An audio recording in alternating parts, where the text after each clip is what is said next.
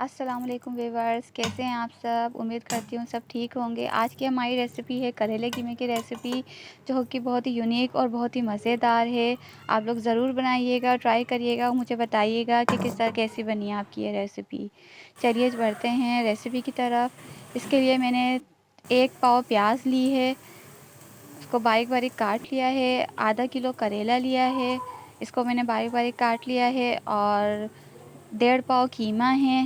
2 चम्मच अदरक लहसुन का पेस्ट है। 3 अदद टमाटर हैं जो मैंने चॉप कर लिए हैं। 3 अदद हरी मिर्चें हैं, उसे भी मैंने चॉप कर लिए हैं। 2 चम्मच पिसी हुई लाल मिर्च, 1 चम्मच कुटा हुआ धनिया, 1 चम्मच पिसा हुआ गरम मसाला, 1 चम्मच पिसी हुई हल्दी और 1.5 चम्मच मैंने इसमें कुटा हुआ पिसा हुआ ज़ीरा शामिल किया है। और ये आधा किलो करेले लेकर मैंने उसका अच्छी तरह से पानी निचोड़कर 3 से 4 अदद हरी मिर्ची डालकर मैंने उसको फ्राई करके निकाल लिया है। और तकरीबन 1 पाव प्याज है, मैं इसको हल्का गुलाबी होने तक पकाऊंगी। जब इसका हल्का गुलाबी कलर हो जाएगा तेल से, तो इसमें मैं कीमा शामिल कर दूंगी। कीमा और अदरक लहसुन शामिल कर दें। इसको अच्छी तरीके से 5 मिनट तक भुनिएगा ताकि इसका पानी खुश्क हो जाए।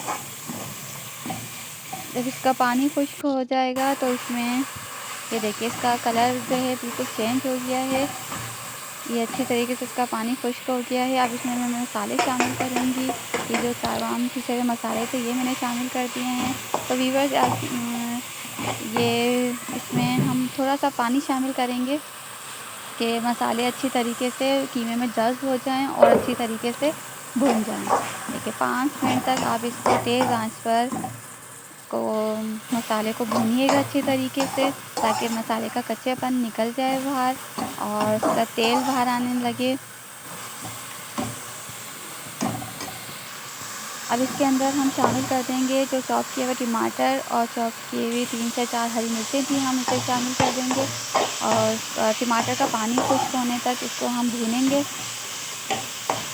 तो टमाटर का पानी अच्छी तरीके से खुश्क हो जाएगा तो इसको हम भून लेंगे जी।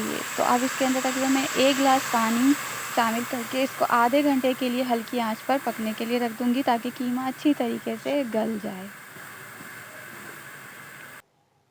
जी देखिए कीमा अच्छी तरीके से ये गल गया है, इसका साइडों से तेल भी बाहर आ गया है, तो तकरीबन ये गल गया है। अब इसको हम तकरीबन 2 से 3 मिनट इसको हम भूनते रहेंगे, ताकि ये और अच्छी तरीके से इसका मसाला भुन जाए।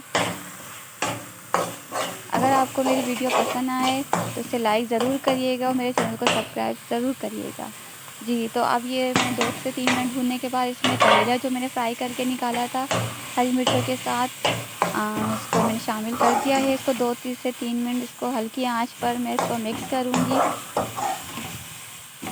हरी मिर्चों के साथ फ्राई करने पे ये है कि आपको करेले में बहुत अच्छी खुशबू आएगी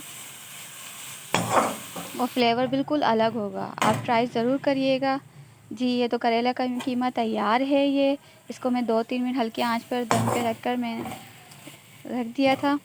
अब ये देखें ये तैयार है। बहुत ही मज़ेदार और बहुत ही अच्छा ये करेला कीमा बना था। आप लोग ज़रूर ट्राई करिएगा और मुझे बताइएगा कि ये करेला कीमा कैसा बना है।